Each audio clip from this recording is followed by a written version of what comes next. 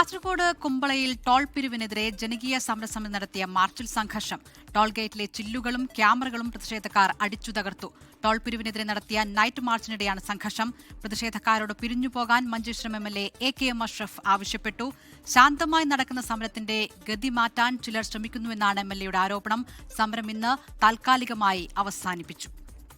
ഞങ്ങൾ ഇപ്പോഴും നാളെയോടുകൂടി ഞങ്ങളുടെ സമരത്തിന് വന്ന ആർക്കും അക്രമം നടത്താനുള്ള മനസ്സുണ്ടാവില്ല. കാരണം ഈ സമരത്തിന്റെ ലക്ഷ്യം പോലീസല്ല, national highway authority of India സ്ഥാപിക്കുന്ന താൽക്കാലിക ടോൾ നിർത്തലാക്കുക എന്നുള്ളതാണ് ഞങ്ങളുടെ ലക്ഷ്യം.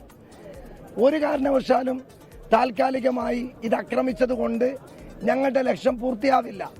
അതുകൊണ്ട് ഞങ്ങൾ ഇപ്പോഴും ഉറച്ചു പറയുന്നു, അതിശക്തമായ സമരത്തിലേക്ക് ഇനിയും ഞങ്ങൾ ഡിസൈൻ ചെയ്ത് മുന്നോട്ട് പോകും.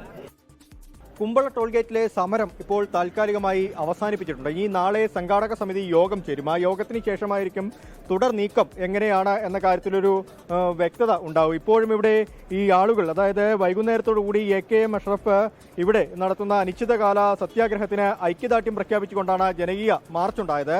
ആ മാർച്ചിനിടെയാണ് ഈ സംഘർഷം, വലിയ രീതിയിലുള്ളൊരു സംഘർഷം ഉടലെടുത്തത്. ടോൾ ഗേറ്റിന്റെ ജനൽ ചില്ലുകളൊക്കെ അടിച്ചു തകർത്തിട്ടുണ്ട്. ക്യാമറകൾ ഉൾപ്പെടെ അടിച്ചു തകർക്കുന്നൊരു സാഹചര്യം ഉണ്ടായിട്ടുണ്ട്.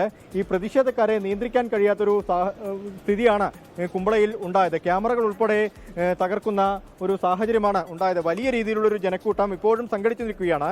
സമരം അവസാനിപ്പിച്ചെന്നും ഇവരോട് പിരിഞ്ഞു പോകണമെന്നും MLA ഉൾപ്പെടെ അറിയിച്ചിട്ടുണ്ട്. പക്ഷേ ആളുകൾ ഇതുവരെയും പിരിഞ്ഞു പോകാൻ തയ്യാറായിട്ടില്ല. പോലീസും ഇവിടെ ശക്തമായി തന്നെ പ്രതിരോധിക്കാൻ നിലയുറപ്പിച്ചിട്ടുണ്ട്. ഇന്ന് ജില്ലാ കളക്ടറുമായി ജില്ലയിലെ മുഴുവൻ MLA-മാരുടെയും യോഗമുണ്ടായിരുന്നു. ആ യോഗത്തിനിടെയാണ് മുഴുവൻ MLA-മാരും ഈ ടോള് പിരിക്കരുതെന്നും കോടതി വിധിക്ക് ശേഷമായിരിക്കണം ടോൾ പിരിവ് നടത്തുന്നെന്നും ഒരു നിലപാട് വ്യക്തമാക്കി. പക്ഷേ ആ നിലപാടിനോട് സഹകരിക്കാൻ NHI തയ്യാറായിട്ടില്ല. ശക്തമായ രീതിയിലേക്കുള്ള ഒരു സമരത്തിലേക്ക് കാര്യങ്ങൾ കടന്നിരിക്കുന്നു.